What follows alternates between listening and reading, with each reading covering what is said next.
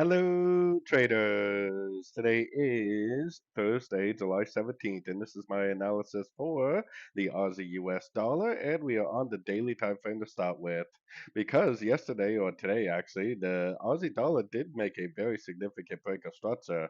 That should prove that this three waves up is over.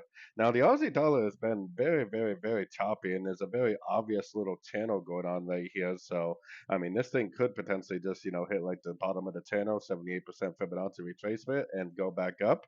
Or because we have the break of structure, maybe it will go down and try to break this structure.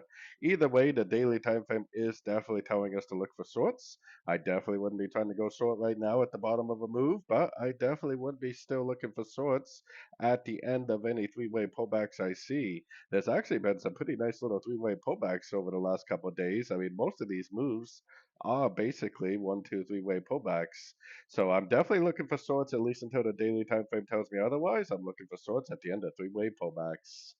So anyways, don't forget to check out my free Discord channel, link down here in the corner. Take a look at my website, fxpipcollector.com.